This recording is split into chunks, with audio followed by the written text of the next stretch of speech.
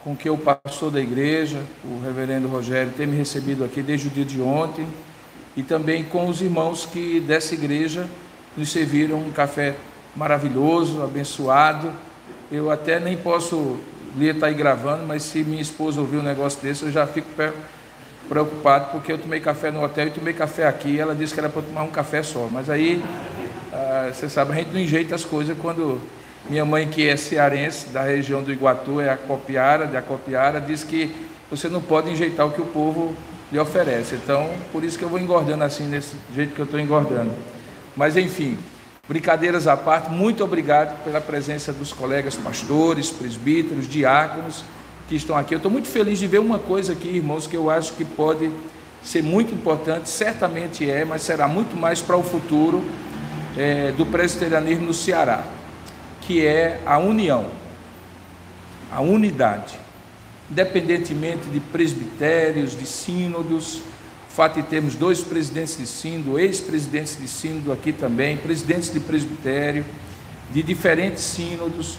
Só não estamos aqui com o Ismael, que é do interiorano, porque tinha uma programação, ligou para mim com muita gentileza, disse que não era possível, mas isso é muito importante para o presbiterianismo do Ceará, particularmente da região metropolitana de Fortaleza. Eu sou presidente de um sínodo, o sínodo da Paraíba. Lá nós temos 9 presbitérios, é um sínodo só, e o estado é menor, muito menor do que o Ceará, então dá para a gente ter um sínodo só, mas uma das coisas que eu tenho trabalhado muito lá é a união e a unidade dos presbitérios. Por quê? Porque isso é o que nos dá força dentro da denominação, irmãos. Eu tenho, e não vou mencionar exatamente um estado da nossa região do Nordeste, que fez uma opção, alguns anos atrás, de fragmentar demais os presbitérios e sínodos. E a ideia era, basicamente, ter espaço nos órgãos, da comissão executiva, no Supremo Concílio. Mas hoje tem uma dificuldade grande, que é porque você não sabe com quem falar lá. Tal é a divisão de tantos presbitérios e tantos sínodos, que fragmenta demais, e a gente tem que trabalhar, como a gente gosta de dizer, ciscando para dentro, porque é quando a gente cria essa unidade que permite que a gente tenha voz ativa para fora da região. Então eu creio que o trabalho abençoado que a UPH tem feito aí, Martins e todos os outros, os irmãos Marilo, que era meu amigo pessoal ali no conselho, e os 2 irmãos dele aqui, Murilo e Marder, e tantos outros que estão militando no trabalho da UPH. Isso é uma força de integração importante, e a gente precisa fazer isso. O Ceará precisa ter a representatividade dentro da igreja presbiteriana que o Estado merece, e, portanto, eu fico muito feliz de ver isso aqui acontecendo aqui nesse nosso encontro de ontem e de hoje. Quero agradecer a Cláudia pelo convite que me foi feito e a oportunidade de ministrar aos irmãos nesta manhã. Então, quero levá-los no coração, pedir suas orações. Viajo por volta do meio-dia para Recife. Hoje à tarde eu prego lá, viajo para João Pessoa à noite, e amanhã tem um dia de atividades na minha igreja, na Igreja Presbiteriana de Tambaú. Inclusive, quero aproveitar e estender o convite, que quando vocês quiserem passar pela Paraíba, passem pela igreja de João Pessoa, pela igreja de Tambaú. Vai ser uma alegria recebê-los ali em João Pessoa. E eu estou ali sempre no final de semana. Durante a semana eu estou em São Paulo, no Mackenzie, fico me alternando aí nessa ponte aérea meio comprida, de 3h30, mas Deus tem dado graça e saúde. Orem por mim para que Deus renove as minhas forças. Segunda-feira eu volto para São Paulo, para as atividades normais da semana mais curta por conta do feriado, mas muito intensa. Agora mesmo estava resolvendo algumas coisas ali do que precisa ser feito no final, na semana que vem. Então, muito obrigado pela presença, pela oportunidade de ministrar aos irmãos. Hoje pela manhã nós vamos juntos meditar, e eu quero dizer que nós trouxemos como uma lembrancinha para os pastores e presbíteros. Eu não sei se eu trouxe em quantidade suficiente, porque eu trouxe na minha bagagem, mas aí os irmãos que estão à frente vão poder distribuir. Aqueles que não tiverem, depois eu mando, que essa Bíblia especial do Mackenzie foi uma edição dos 150 anos do Mackenzie. Essa Bíblia tem fotos aqui na capa, da antiguidade do Mackenzie, inclusive uma foto onde você tem aqui o Dom Pedro II, que visitou o Mackenzie no início, e aqui você tem no verso o futuro, o presente e o futuro das novas unidades. É uma edição especial dos 150 anos, que foi editada em 2020, uma tiragem muito bonita, com várias fotos históricas, contando a história do Mackenzie, e eu trouxe para os irmãos como uma lembrancinha, e também, junto com a Bíblia, os irmãos vão receber também uma caneta do Mackenzie, caneta da chancelaria. É uma forma de dizer muito obrigado pelo convite tão honroso que os irmãos me fazem. E quando estiverem por São Paulo, dê uma passadinha lá no 9º andar do João Calvino, que é o prédio administrativo do Mackenzie, onde fica a chancelaria, e vai ser uma alegria recebê-los ali. Eu gostaria que você abrisse a palavra de Deus no livro de Atos dos Apóstolos, e particularmente Atos dos Apóstolos, e particularmente no capítulo 11, do verso 19 a 26. Atos dos Apóstolos 11, 19 a 26. Ontem nós falamos sobre como o discipulado é o fundamento para a educação cristã. E como a educação cristã, ela deve ser feita não apenas com os conteúdos que nós chamaríamos de religiosos ou espirituais, para formar o caráter de Cristo, que é a principal razão de fazer o discipulado, mas também para todas as coisas na igreja, que a gente deve ter uma atitude discipuladora. E a atitude discipuladora de um líder, presbítero, diácono, pastor, líder de escola dominical, é você ter uma intencionalidade de que tudo que você faz bem sozinho, você faça melhor juntando outros com você. E nesse juntar outros com você, você começa a ter uma atitude de modelar, de moldar, de mentorear aquelas pessoas, já treinando-as para que elas façam isso com outros. E assim isso vai dar sustentabilidade a qualquer ministério, porque nós não somos para sempre. Deus pode nos mover de um lado para o outro, pode nos chamar para junto dele, e aquilo que nós construímos com muito trabalho na igreja, no ministério que a gente desenvolve, precisa continuar, e precisa continuar sem a gente. Eu recebi um presente do presbítero Murilo, hoje, cujo título é assim, o pastor, como é o nome do título mesmo, Murilo? O pastor descartável. Eu não chegaria a dizer descartável, mas o pastor dispensável. Por que dispensável? Porque a igreja não pode girar em torno do pastor. O pastor é o líder espiritual da igreja, mas a gente tem que formar a liderança. E é justamente sobre isso que eu vou falar agora pela manhã, para a liderança dos 2 sínodos do Ceará, aqui da região metropolitana de Fortaleza, que estão aqui presentes. 3. Então, meu irmão, você vai me perdoar, porque me passaram a estatística errada. Estatística de presbitério e de sínodo é meio assim, né? A gente... Então, os 3 sínodos aqui do Ceará. Que bom, louvado seja Deus. Ficou melhor ainda agora. Então, eu gostaria de fazer essa leitura e poder ministrar sobre como o discipulado é o fundamento da formação de liderança. A gente forma liderança na igreja por meio do discipulado. E como eu falei ontem, discipulado não é um projeto, não é um apêndice, não é um currículo, discipulado não é um programa descartável que uns fazem e outros podem fazer ou não fazem e assim por diante. Discipulado é a própria vida cristã que a gente faz com que um discípulo mais maduro invista na vida de um discípulo ainda em processo de maturidade. E isso em todos os lugares e em todos os meios, por todos os meios que eu chamo de atitude discipuladora. Então veja aqui como isso acontece nesse momento crucial da história da igreja primitiva. Diz assim o texto sagrado: então os que foram dispersos por causa da tribulação que sobreveio a Estevão se espalharam até a Fenícia, Chipre e Antioquia, não anunciando a ninguém a palavra, senão aos judeus, senão somente aos judeus. Alguns deles, porém, que eram de Chipre e de Cirene, e que foram até Antioquia, falavam também aos gregos, anunciando-lhes o evangelho do Senhor Jesus. A mão do Senhor estava com eles, e muitos, crendo, se converteram ao Senhor.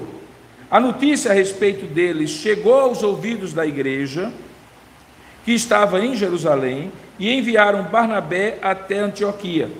E tendo ele chegado e vendo a graça de Deus, alegrou-se e exortava a todos a que com firmeza de coração permanecessem no Senhor, porque ele era um homem bom, cheio do Espírito Santo e de fé, e muita gente se uniu ao Senhor. E partiu Barnabé para Tarso à procura de Saulo, e tendo-o encontrado, levou-o para Antioquia. E por todo um ano se reuniram naquela igreja e ensinaram numerosa multidão. Em Antioquia foram os discípulos pela primeira vez chamados cristãos. Que Deus abençoe a sua palavra lida. Amém. Eu vou fazer uma invejinha para os irmãos antes de fazer a oração, porque estão me trazendo uma aguinha de coco aqui. Imagine só. Eu estava pregando numa igreja em Natal, alguns anos atrás. Olha só, o pastor Rogério me ofereceu uma água de coco. Bota aqui, minha irmã. Eu já experimentar, para ver se a água de coco do Ceará é tão boa quanto a água de coco da Paraíba. Aí eu estava pregando na igreja, uma igreja em Natal, que eu nunca tinha ido. E aí eu dei uma olhadinha assim, vi a jarra de água, meio turva. Eu disse, rapaz, botaram água barrenta aqui para mim. Aí eu olhei, dava uma sede, eu me segurei, passei a pregação todinha sem beber a água, com medo de beber água barrenta, sabia lá de qual cisterna tinha vindo. Aí, resultado, quando terminou, o pastor foi encerrar o culto e disse assim, é uma tristeza muito grande quando a gente tem, que oferece o melhor para o pregador, isso brincando comigo, que oferece o melhor para o pregador e o pregador não aproveita. Botamos uma aguinha de coco aqui para o pastor Robson, eu digo, homem, não digo um negócio desse não, era água de coco, então me traga aqui, eu tomei água de coco depois da pregação todinha. Então hoje eu vou tomar aqui, sabendo que água de coco não é água barrenta não, viu? Mas aqui, na jarra tem um pouquinho aqui, se quiser depois. É quase tão boa quanto. Você sabe que eu sou, da parte de mãe, cearense, né? Toda a minha família é do Ceará, da região de Iguatu, Acopiara. Parte do meu pai de Pernambuco. E eles se encontraram em Campina Grande, e foi lá que eu nasci. Então eu sou um cearense, pernambucano e paraibano. E sabe que a Paraíba é tranquila, é pequenininha, ela não entra nessa briga de Ceará versus Pernambuco, de Ceará versus Bahia, de Pernambuco versus Bahia. A gente fica ali no meio, pequenininho. Então eu sou meio cearense aí, metade.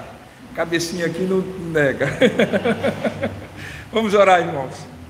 Ó Deus amado e querido Pai, nós queremos te pedir agora a tua graça, a tua iluminação, o teu Santo Espírito abra o nosso entendimento, fale ao nosso coração, ministre a nossa vida, porque cremos que essa palavra inspirada por Ti é palavra inerrante, autoritativa, é regra de fé e prática. Portanto, nós nos submetemos ao que ela nos ensinar pelo Teu Espírito. Mas também sabemos que Tu tens para cada um de nós uma maneira muito particular de aplicar essa palavra. E, portanto, fala ao nosso coração, a cada um de nós, segundo a nossa necessidade.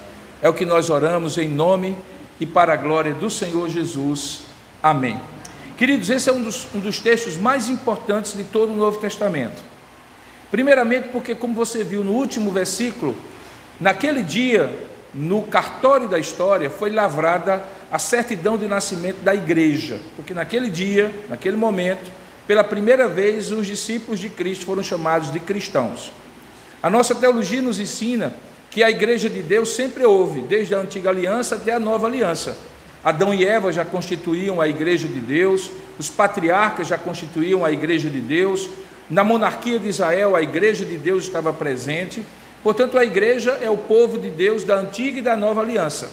Nós também sabemos que Jesus, em algum momento, em Mateus capítulo 16, depois da confissão de Pedro, de que ele era o Cristo, o Filho de Deus vivo, ele prometeu edificar a sua igreja afirmativamente: edificarei a minha igreja e as portas do inferno não prevalecerão contra ela.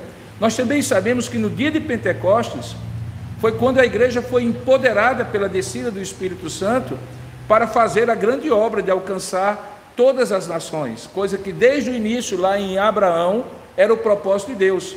Em ti serão benditas todas as famílias da terra, quem te abençoar será abençoado, quem te amaldiçoar será amaldiçoado, ser tu uma bênção. Mas aqui, pela primeira vez, essa igreja, que na época era conhecida como os discípulos de Jesus, ou os do caminho, ou os da seita do Nazareno, pela primeira vez eles se reconheceram e foram reconhecidos pela sociedade ao redor como cristãos. Está registrado, é a primeira vez que eles são chamados de cristãos.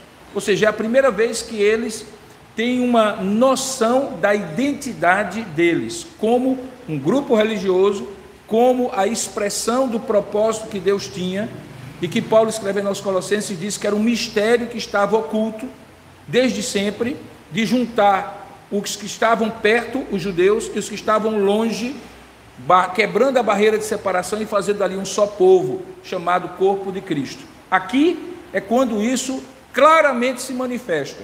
É quase como se tivesse a igreja colocada a placa para que todo mundo passasse na rua, visse que ali havia uma igreja de cristãos. Até então, tanto os cristãos como os que não eram cristãos identificavam os seguidores de Jesus, os discípulos de Jesus, como uma seita do judaísmo. Você encontra em Atos capítulo 3, por exemplo, Pedro e João frequentando o templo, no momento de oração, quando curam aquele coxo de nascença. Eles não ofereciam sacrifício no templo, mas eles ainda se entendiam como judeus que tinham no templo, possivelmente um lugar de encontro, mas também um lugar de testemunho. A gente sabe de várias conversões ali naquele momento do templo. Mas é aqui que eles se consideram e começam a ser vistos e começam a se ver como o cumprimento do judaísmo, que o judaísmo preparou na esperança messiânica aquilo que eles usufruíam, porque Jesus era o Messias não apenas dos que estavam perto, mas dos que estavam longe, não apenas dos judeus, como também dos gentios. E é por isso que eles são chamados aqui e se identificam como cristãos. A palavra grega Christianoi significa pequeno Cristo, não no sentido de ser um redentor como Cristo só ele é, mas como um seguidor de Cristo, que vai sendo moldado pela pessoa de Cristo, pela obra de Cristo, pelo ensino de Cristo, pela obra consumada de Cristo. E essa identificação nós sabemos que ainda hoje é a nossa identificação. Quando nós dizemos assim, eu sou um cristão, fora de um país como o nosso, que é majoritariamente cristão, imediatamente as pessoas nos ligam à pessoa de Cristo. Se você estiver num país muçulmano, ou num país secularizado, ou num país budista, e você diz, eu sou cristão, imediatamente vem à mente dele, você é seguidor de Cristo, você não é judeu, você não é muçulmano, você não é budista, e assim por diante. É aqui que tudo começa. Mas como é que tudo chega a esse ponto? Como é que o versículo 26, que termina esse texto que nós lemos, é um versículo tão glorioso, que fala dessa identificação, mas começa no versículo 19 de uma maneira tão difícil. O que foi que aconteceu desse momento em que diz que os que foram dispersos por causa da tribulação, e que conta a história, como é que desse momento surgiu essa identidade?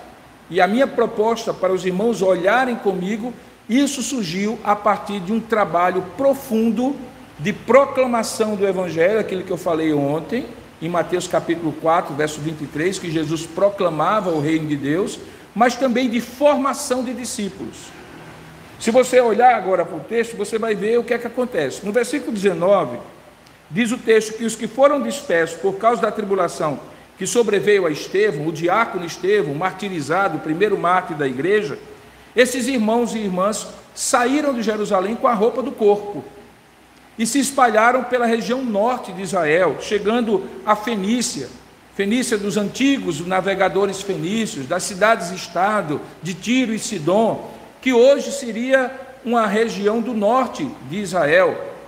Chegaram até a ilha de Chipre, que ainda hoje é uma nação, e também chegaram a Antioquia, e essa Antioquia é a Antioquia da Síria, onde no capítulo 13, de lá, Paulo e Barnabé vão ser enviados para a primeira viagem missionária. Esse grupo, que era um grupo numeroso, ele se espalhou por essa região, mas veja aí no verso 19, que eles não anunciavam a ninguém a palavra, aqui supõe-se a palavra de Deus, é lógico, senão somente aos judeus. Eles constituíam um grupo que entendia que Jesus era o judeu, um Messias para os judeus, e somente para os judeus. Esse grupo, posteriormente, ele vai se cristalizar, se fossilizar, ele vai se fechar e vai gerar um grupo que deu muito trabalho para a igreja primitiva, para Paulo em particular, que era o grupo dos judaizantes.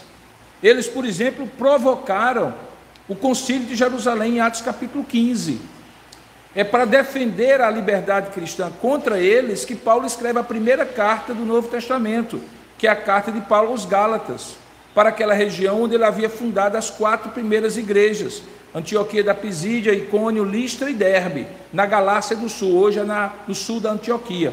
Então esse grupo tinha um potencial de, se não tivesse um contraponto e uma defesa da liberdade cristã baseada na graça de Deus, de causar um problema muito sério.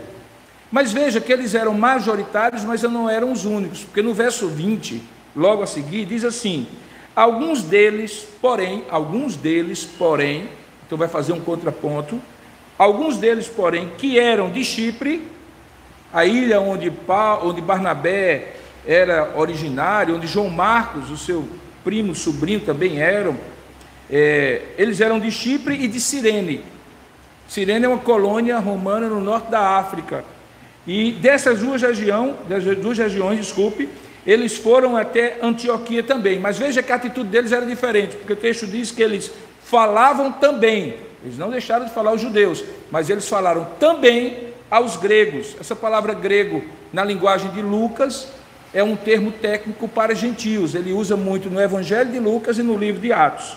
Portanto, eles falavam também aos que não tinham origem judaica. E o que é que eles falavam? Eles anunciavam o Evangelho do Senhor Jesus.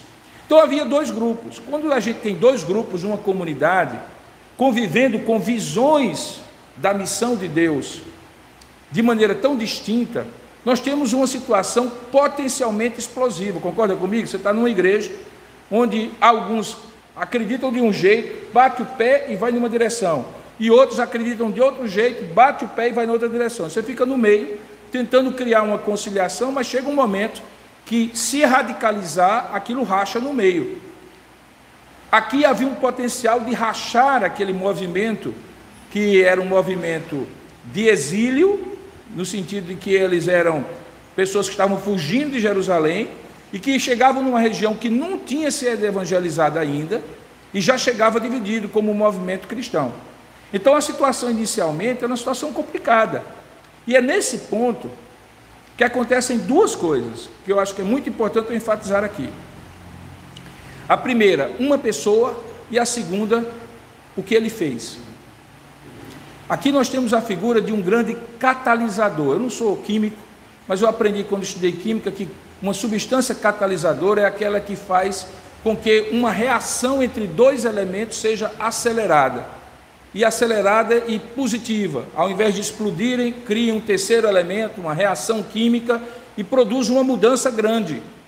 E esse sujeito chamado Barnabé é o grande catalisador desse momento aqui.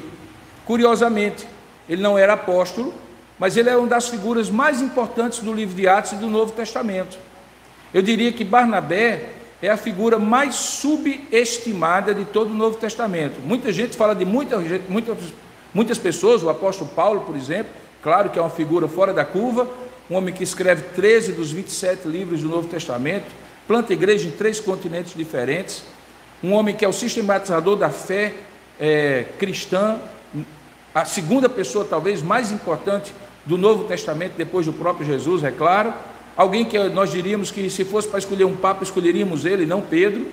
Mas ao lado dele você vê a história de Barnabé. E Barnabé foi fundamental. Então eu gostaria de chamar a atenção para 2 coisas. A primeira é essa: quem é o catalisador de uma situação potencialmente disruptiva, problemática, para uma situação tão abençoada como termina os textos. E a segunda, o que ele fez, o processo que ele usou. E aí eu coloco a palavra-chave, discipulado. Vamos ver como é que aconteceu isso? Olha só, verso 21. Diz o texto que, apesar dessa complicação, a mão do Senhor estava com eles e muitos crentes se converteram ao Senhor. Então havia uma massa crítica de muita gente se convertendo naquela região. O que é que acontece? Verso 22. A notícia a respeito deles chegou aos ouvidos da igreja que estava em Jerusalém. Os apóstolos tinham permanecido lá, cuidando daqueles que não puderam se locomover, e enviaram Barnabé até Antioquia. Preste bem atenção, porque essa é a primeira ocasião em que os apóstolos enviam um emissário apostólico. alguém que não é apóstolo, mas com a autoridade de ser enviada pelos apóstolos. No capítulo anterior, no capítulo 10, tinha tido uma situação parecida com essa, quando Pedro, lá na cidade de Jope, pregou o evangelho a Cornélio, você conhece a história, e muitos gentios se converteram. Mas como Pedro era um apóstolo, diante daquele estranhamento que a igreja teve, de como é que o Espírito Santo desceu sobre os gentios, eles convocaram Pedro para Jerusalém. Aqui não tinha nenhum apóstolo, era um movimento espontâneo, crentes que estavam se espalhando e ao mesmo tempo pregando o evangelho. Então eles precisaram mandar um apóstolo, que não era apóstolo porque tinha sido enviado, é chamado em outro texto da palavra da Escritura como apóstolo, no sentido genérico do termo, mas não era um apóstolo que tinha testemunhado a morte e a ressurreição de Jesus, mas tinha autoridade apostólica. E Barnabé foi o homem certo, na hora certa, para fazer a obra certa, com as pessoas certas. Havia judeus e gentios se convertendo. Barnabé era judeu, mas de origem gentílica, certamente falava o hebraico, mas também falava a língua eventual que tivesse ali, do grego koiné, que é o grego do Novo Testamento, talvez o latim, não sei. Ele era a pessoa que tinha uma dupla cidadania, vamos colocar assim, e portanto ele era a pessoa que podia juntar esses dois mundos e ele se tornar o grande catalisador. O texto diz que o Senhor colocou que a igreja enviasse Barnabé até Antioquia. E a partir dali, irmãos, que a atitude de Barnabé e a ação dele é marcada pelo discipulado. Um discipulado que concilia, um discipulado que instrui, um discipulado que forma os futuros líderes da igreja em Antioquia, da qual ele participaria junto com outros que provavelmente estavam nesse grupo aqui. É um discipulado que dá visão do trabalho, que dá identidade, que forma liderança, e esse é o homem que faz isso, Barnabé. Barnabé é uma figura muito interessante, eu quero falar um pouco sobre ele. Sabe aquela figura que você pensa assim, que ele em algum momento aparece, aí ele faz algo, Deus usa para alguma coisa, depois ele desaparece na linha de água da história, e ele só vai aparecer depois, ele submerge no momento, aparece depois, ele não é uma pessoa que está em todos os capítulos de Atos, ele está no começo, no capítulo 4 de Atos, logo depois daquela tragédia de Ananias e Safira, logo antes, de Ananias e Safira. E Lucas usa o exemplo dele, dizendo que ele era um homem que vendeu um terreno e deu o valor total aos pés dos apóstolos para fazer um contraste com o que depois Lucas contaria de Ananias e Safira. E a partir daquele momento ele foi um sujeito tão apoiador, tão encorajador do trabalho apostólico, que ele recebeu o apelido de Barnabé, porque o nome dele próprio era José. Ele passou a ser chamado José Barnabé, porque Barnabé significa filho do encorajamento, filho da consolação, filho do apoio, filho da ajuda, filho abençoado, que é usado como líder, que não está à frente, mas está aqui na retaguarda apoiando. Acontece isso, ele desaparece. Capítulo 11 não se ouve falar nada de Barnabé, capítulo 5, desculpe, capítulo 6 também não, capítulo 7 também não, capítulo 8 também não. Aí de repente, capítulo 9, o capítulo que traz a conversão do apóstolo Paulo. Onde estava Barnabé? Barnabé estava naquele momento que Paulo, tendo se convertido e chegado a Damasco, começou a enfrentar dificuldades dos cristãos que desconfiavam dele, se ele era crente mesmo ou não, se ele estava fazendo um fake, dando um migué, como a gente diria hoje, para poder pegar os cristãos em Damasco. E também entrava em problema com os judeus que tinham enviado, porque parecia um traidor. Então ele estava entre as duas forças ali, precisou ser saído, tirado de cima do muro da cidade de Damasco, num cesto, você conhece a história, e levado para Jerusalém. Quem foi que levou Paulo para Jerusalém, apresentou aos apóstolos e disse assim: olha aqui, esse menino realmente se converteu e está pregando o evangelho. Quem foi? Barnabé. Não foi Raimundo Nonato, foi Barnabé. Quem? Não foi Raimundo Nonato, foi Barnabé. Então Barnabé era o homem apoiador.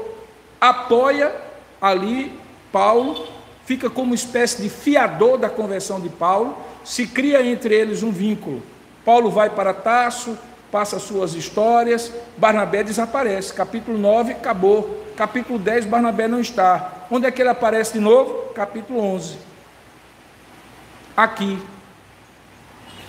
Como homem de confiança do colégio apostólico para fazer um trabalho de catalisação.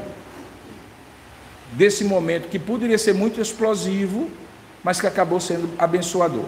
Então, Deus usa pessoas assim. Deixa eu dizer para você, meu irmão, a Igreja Presbiteriana do Brasil, sua igreja, seu presbitério, seu sínodo, precisa mais de Barnabés do que de apóstolos Paulo. Porque apóstolo Paulo é um na vida. Deus de repente pega um fora da curva e usa como um apóstolo Paulo.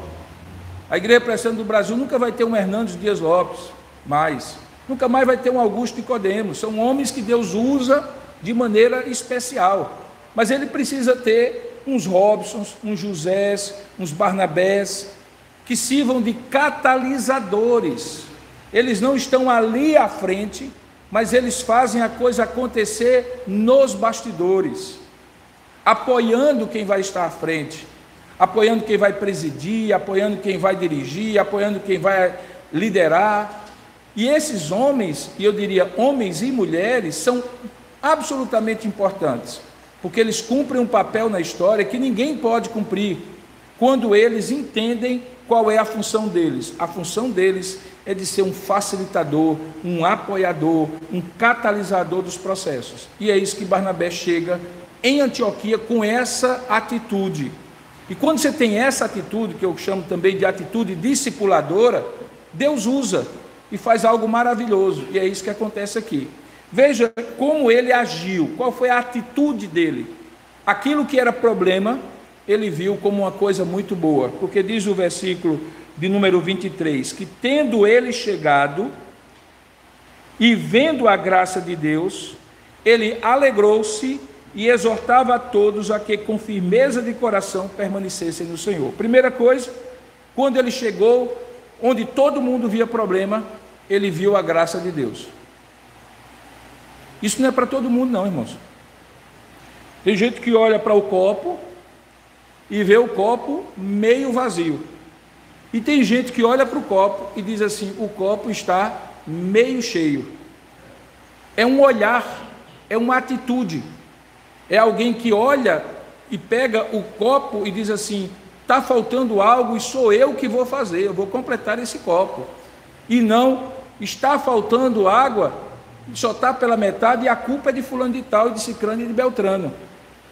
Porque para botar culpa nos outros, todo mundo facilmente ocupa esse papel. Mas ser objeto e instrumento de solução, só Barnabés. Por isso que eu digo que em toda igreja precisa de Barnabé. Em todo o PH precisa de um Barnabé. Em toda SAF precisa de um Barnabé. Em todo o presbitério precisa de um Barnabé. Em todo o sínodo precisa de um Barnabé. Em toda a denominação precisa de um Barnabé. Em qualquer lugar precisa de um Barnabé.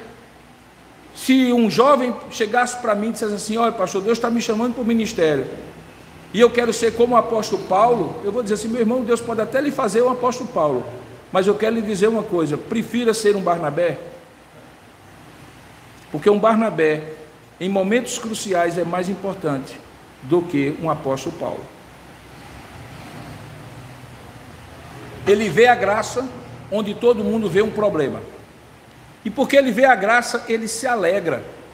Irmãos, preste bem atenção. Esse homem vê aquilo lá, e eu imagino, isso aqui é minha imaginação, não está no texto, mas a minha imaginação, que uma igreja que cresce nessa quantidade de gente, cresce junto com a gente os problemas. É natural.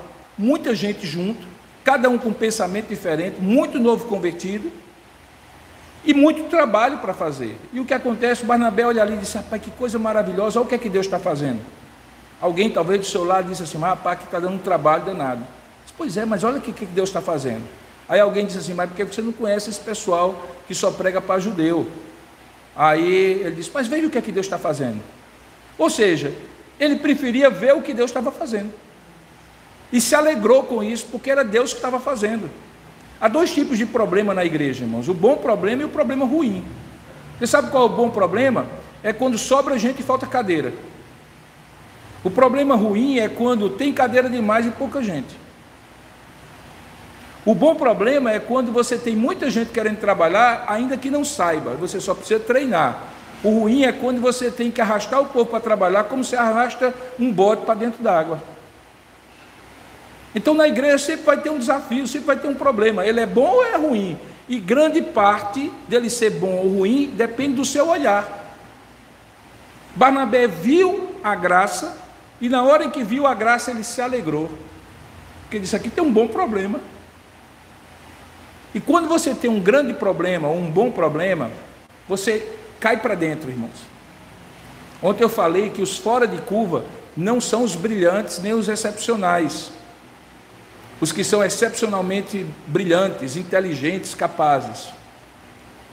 Aqueles que são realmente importantes, os fora da curva, são os que são comprometidos.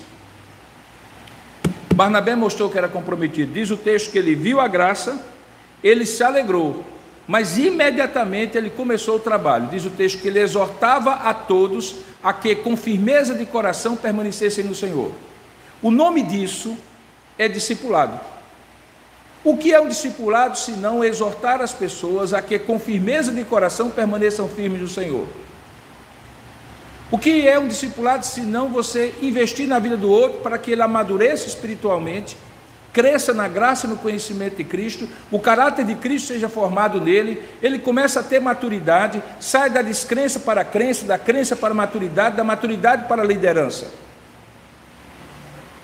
Isso é discipulado. Esse discipulado estava no coração de Barnabé, e ele imediatamente passou para os outros. O texto, como é escrito no grego, dá a impressão de que ele não estava apenas dizendo o quê. Talvez a melhor forma de traduzir seria: exortava a todos como, com firmeza de coração, eles poderiam permanecer firmes no Senhor. Porque que eles sabiam que tinham que ficar firmes, talvez eles já soubessem. O problema era o como. Como é que eles ficariam firmes no Senhor? Quem é que é usado para fazer isso? Barnabé. Ele começa imediatamente um processo de discipulado com aqueles novos convertidos, tão diferentes, irmãos, de origens diferentes, de concepções diferentes, um grupo heterogêneo, com agendas diferentes, com propósitos diferentes, mas unidos pela conversão em Cristo. E ele pega o que era fator comum entre eles, e em cima do fator comum, que era o Senhor, ele começa um trabalho sistemático para ajudar aqueles irmãos a permanecerem firmes no Senhor. Esse trabalho é muito bem sucedido pela atitude dele, que refletiu o caráter dele. O caráter dele está no verso 24, explica por que ele fez o que fez. A gente só faz o que faz pelo que a gente é, ninguém faz diferente do que se é. Quando você é alguma coisa, naturalmente aquilo se expressa nas suas palavras, nas suas atitudes. Barnabé só foi capaz de fazer isso porque olha a descrição que o livro de Atos dá dele. Diz que ele era um homem bom, e a palavra bom aqui é traduzida pela ideia de generoso, não era bom no sentido de ser sem pecado, como só Deus é. Bom no sentido de ser um sujeito de coração aberto, generoso, não era mesquinho, não era invejoso, não era medíocre, não ficava vendo os outros como concorrentes, não fazia parte daquele grupo de caranguejos que quando vê um caranguejo subir do balaio, puxa para baixo. Pelo contrário, ele empurra para cima. Ele era um homem bom, generoso. Ele era um homem bom e generoso porque ele era cheio do Espírito Santo e de fé. Ele era um empreendedor, irmãos. Essa fé aqui não é fé salvação. É a fé da ousadia de confiar que Deus vai fazer aquilo que você antevê, porque você quer fazer para a glória dele. E aí, porque Deus, você sabe que Deus abençoa os planos feitos e colocados diante e debaixo dele, você vai. Você não é reativo, você é proativo. Essa era a característica de Barnabé.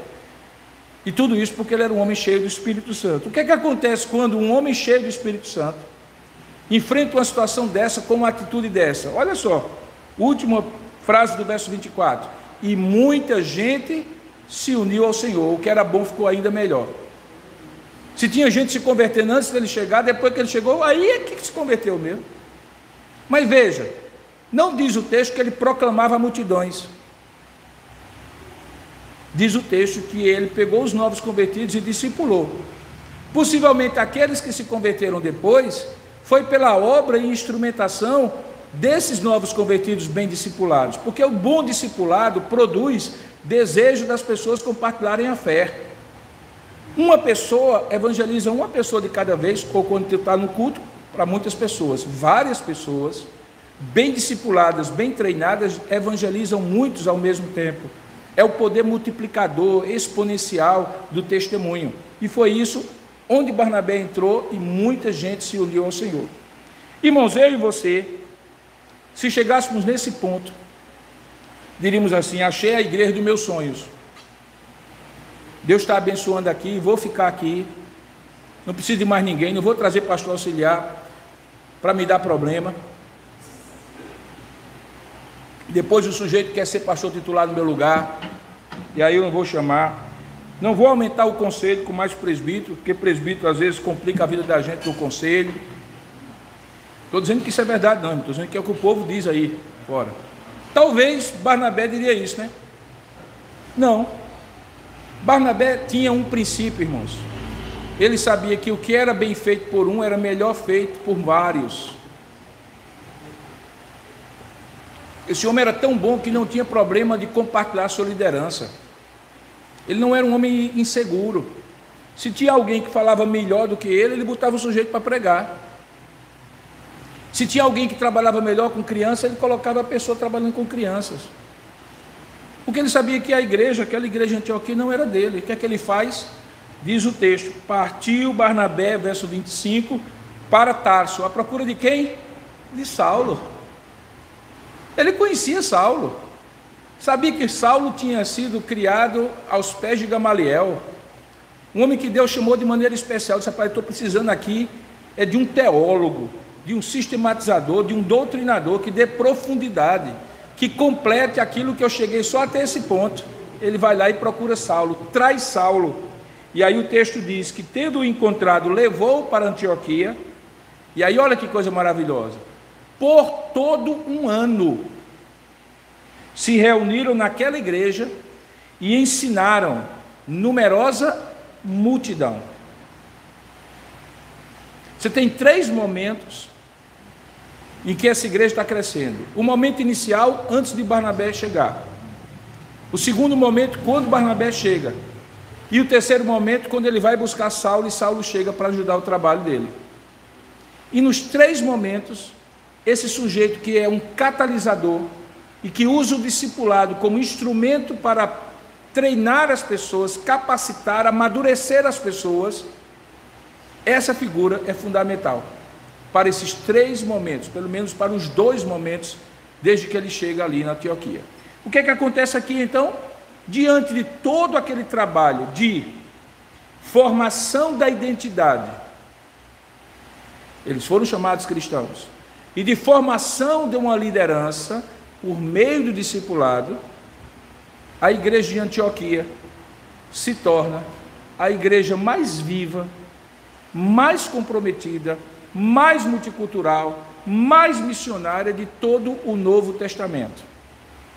É de lá, no capítulo 13, que saem Paulo e Barnabé para a primeira viagem missionária. E quando eles voltam da primeira viagem missionária, no capítulo 14, eles voltam para dar relatório àquela igreja que os tinha enviado.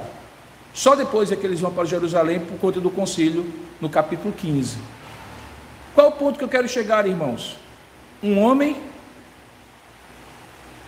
e uma dinâmica. O homem, Barnabé; a dinâmica, o discipulado.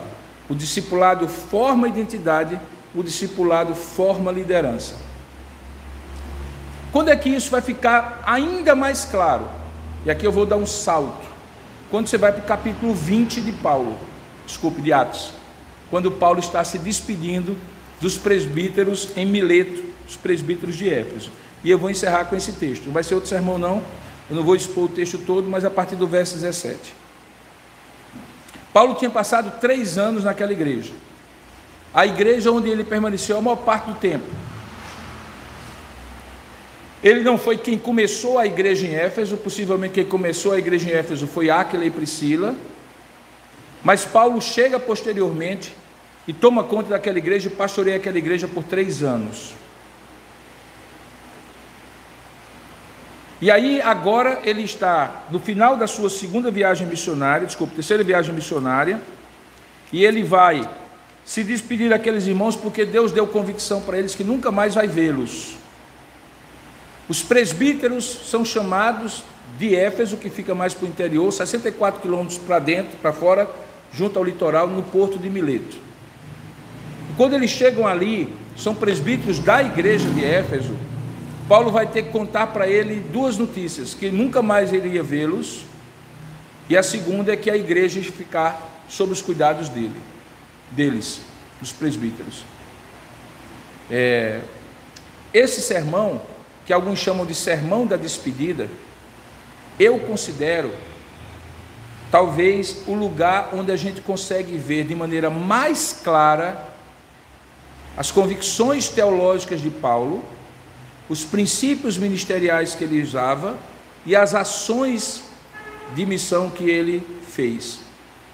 Convicções teológicas, princípios ministeriais e ações. E ele descreve isso nesse capítulo 20, do verso 17 em diante. Eu gostaria muito de ter muito tempo para expor esse texto, mas eu quero chamar a sua atenção a algumas coisas que agora é Paulo quem diz como foi que ele fez para que aquela igreja tivesse a firmeza e a vitalidade que ela teve. Primeira coisa, ele diz assim: vós bem sabeis como foi que me conduzi entre vós em todo o tempo, desde o primeiro dia que entrei na Ásia. Ele diz: servindo ao Senhor com toda a humildade, lágrimas e provações, que pelas ciladas dos judeus me sobrevieram. Depois ele diz no verso 20: jamais deixando de vos anunciar coisa alguma proveitosa, de ensinar publicamente e de casa em casa. A maioria dos comentários diz que Paulo estava aqui pensando na proclamação do Evangelho e no ensino do discipulado personalizado de casa em casa. Que ele fazia as duas coisas com a mesma firmeza, com a mesma doutrina, com o mesmo fervor, com a mesma paixão, mas com focos diferentes. No púlpito, ou na igreja, ou no local de reunião que fosse, proclamando o Evangelho, assim como Jesus fez em Mateus capítulo 4, verso 23. E pessoalmente, em pequenos grupos ou individualmente, ensinando de casa em casa. Aqui ele falava, como eu disse ontem, o que, por quê e para quê. E no discipulado ele explicava o como. E o texto diz que ele fez isso não deixando de anunciar coisa alguma proveitosa. Lá na frente ele vai usar uma outra expressão, que é todo o conselho de Deus. Ele falou de Gênesis a Apocalipse, todas as doutrinas que estão ali. E fez isso de maneira sistemática. Em algum momento ele diz: agora, verso 22, constrangido em meu espírito, eu vou para Jerusalém, não sabendo o que ali me acontecerá, senão que o Espírito Santo me assegura que me esperam cadeias e tribulações em cada cidade. E aí ele dá o tema do sermão, versículo 24, que é o tema desse discurso. Porém, em nada considero a vida preciosa para mim mesmo, contanto que eu complete a minha carreira e o ministério que recebi do Senhor Jesus para testemunhar o Evangelho da graça de Deus. É baseado nisso que ele não considera a sua vida preciosa para si mesmo, que ele então vai passar o bastão para os presbíteros. Para o quê? Para os presbíteros fazerem o mesmo que ele fez durante 3 anos. E é maravilhoso ver como Paulo, irmãos, em 3 anos, formou uma igreja tão sólida do ponto de vista doutrinário, e com presbíteros tão comprometidos, e liderança, certamente além dos presbíteros, por meio de um instrumento simples que funcionou na Galileia com Jesus e os seus discípulos, e agora funciona em Éfeso com Paulo e os seus discípulos, dentre os quais os presbíteros. E qual é o instrumento simples? Discipulado. Discipulado, irmãos, é a joia perdida da igreja, porque se convencionou a colocar o discipulado como uma opção, como um anexo, como alguma coisa que as pessoas fazem se tiverem tempo e se tiverem jeito. Mas o discipulado é a vida cristã, cristãos mais maduros ajudando cristãos mais imaturos a amadurecer. Discipulado tem a ver com formação de liderança, com você já preparar alguém para lhe suceder, com os ciclos naturais da vida da igreja, com você fazer o seu sucessor, porque o sucesso de um líder é o seu sucessor. Nada adianta, eu plantei uma igreja em João Pessoa, por 7 anos, depois eu fui morar nos Estados Unidos. E eu tinha certeza que aquela igreja estava plantada. Não estava. E a igreja mudou depois que eu saí. E eu não estou colocando culpa em quem estava lá. É para mostrar apenas que eu errei quando não fiz o meu sucessor. E todo o trabalho que eu fiz por 7 anos se perdeu. Certamente alguma coisa Deus ainda floresce e a eternidade revelará. Mas se eu pudesse, eu ficaria mais tempo para consolidar o trabalho. Mas não da maneira como eu fiquei, fazendo tudo.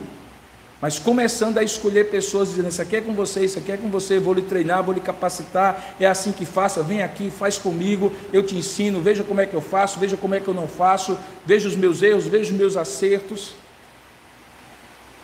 Em 25 anos, a igreja de Tambaú, que hoje eu pastoreio, já teve 9 pastores auxiliares. 3 desses pastores plantaram as 3 igrejas filhas nossas na cidade. Todos eles foram seminaristas ou pastores recém-formados que eu trouxe. Ficaram 4, 5 anos comigo. Eles de alguma maneira entenderam a maneira do trabalho. E depois eu os desafiei, disse, está na hora de você plantar a sua igreja. E apoiei, e a igreja floresceu, Intermares, depois Altiplano, depois Bessa. Só bairros muito bons da cidade. Eu abri mão de ovelhas. O conselho abriu mão de recursos. E nós fizemos isso com muita alegria, sem ter templo próprio. Por quê? Porque desde o início, quando eu cheguei em João Pessoa de volta, eu decidi que era melhor ter 10 igrejas com 500 membros do que ter uma igreja com 5.000 pessoas. Abrimos mão, mas por que abrimos mão? Porque estávamos investindo em pessoas que quando eu morrer, elas vão ficar. São meus filhos na fé, com toda a liberdade de desenvolver o trabalho. Eles têm alguns cacoetes parecidos comigo, ou a igreja deles parecida com a igreja de Tambaú, mas eles têm liberdade para desenvolver o ministério, baseado em princípios. Vocês estão entendendo o que eu estou falando? É preciso ser homens bons, generosos, que veem a graça de Deus e abrem mão, não de maneira tola e ingênua. A liderança não se forma como Deus cria batata, irmão. Joga lá e a liderança vai se formando. Liderança é um trabalho intencional. E o trabalho intencional de formação de liderança chama-se discipulado. Chama para junto. Caminha com ele. Lembra das 4 coisas de ontem à noite? Caminhada, convivência, comissionamento e capacitação. É assim que a gente forma uma liderança. Todo pastor mais jovem, ele não é um rival nem um concorrente. Pelo menos de pastores como eu, que estamos chegando aí aos quase 40 anos de ministério, 60 anos de vida, eu não os vejo assim. Eu vejo como pastores que eu posso influenciar, ou outro pode influenciar. Então é melhor que eu influencie do que o outro. É melhor que eu direcione do que outro. E se eu direcionar, eu sei qual foi o direcionamento que eu dei. Se eu deixar assim solto, outro pode influenciar, e aí eu não sei como é que vai ser o direcionamento que vai ser dado. Então o que eu gostaria nessa manhã desafiá-los, irmãos, é lembrá-los que o discipulado forma identidade e forma liderança. O caso de Éfeso é um caso muito claro. Quem comprou o livro já percebeu, se deu uma olhadinha nas primeiras páginas, que é exatamente sobre isso que eu escrevo na minha tese de doutorado, que se tornou o livro. Porque eu creio nisso, porque eu tenho praticado isso, porque Deus tem abençoado dessa maneira. Claro que cada um de nós, e eu encerro com essa consideração, tem um contexto especial, específico. Não existe uma fórmula mágica, uma receita que você simplesmente aplica a toda coisa, mas os princípios sim.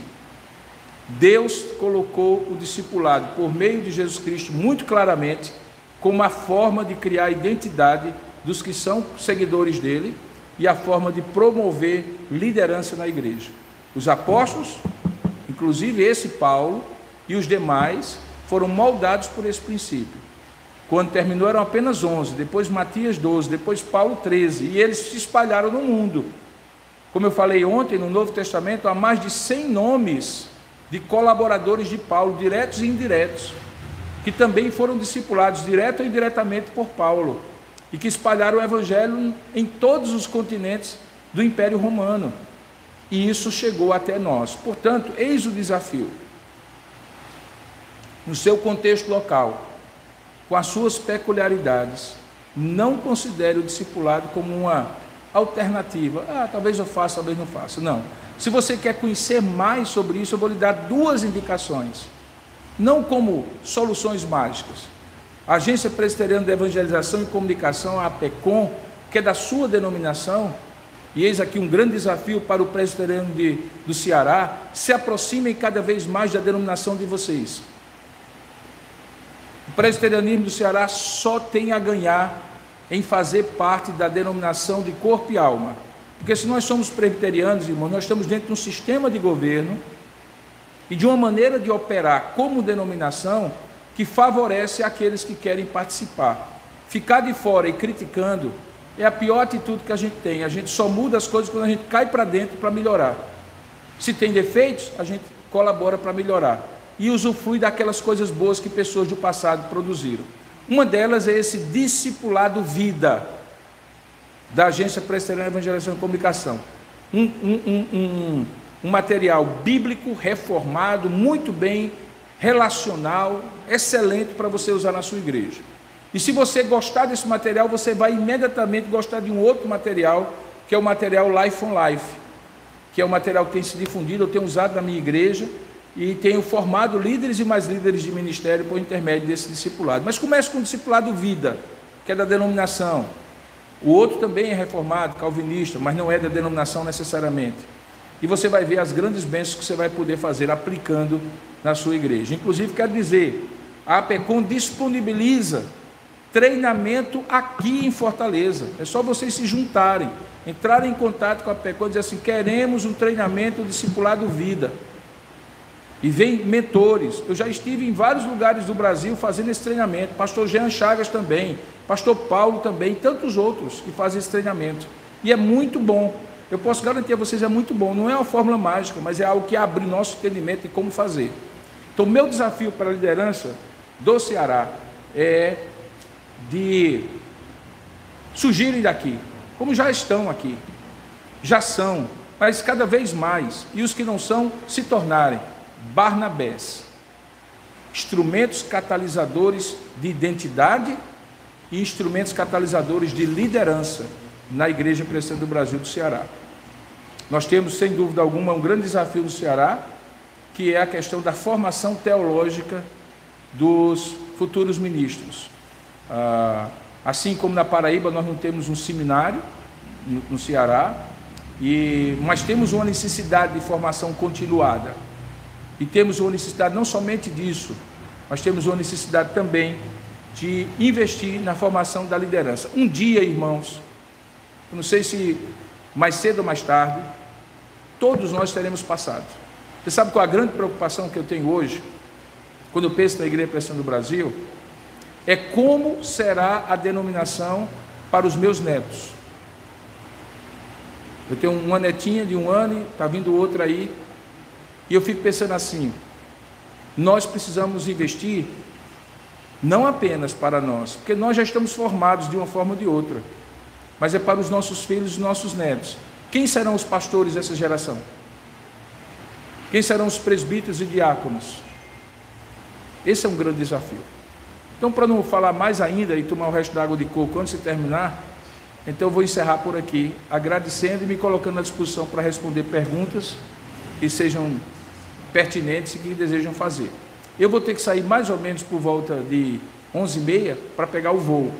E, portanto, até lá eu estou à disposição dos irmãos. Fiquem à vontade. Pastor Cláudio e os demais irmãos, fiquem à vontade.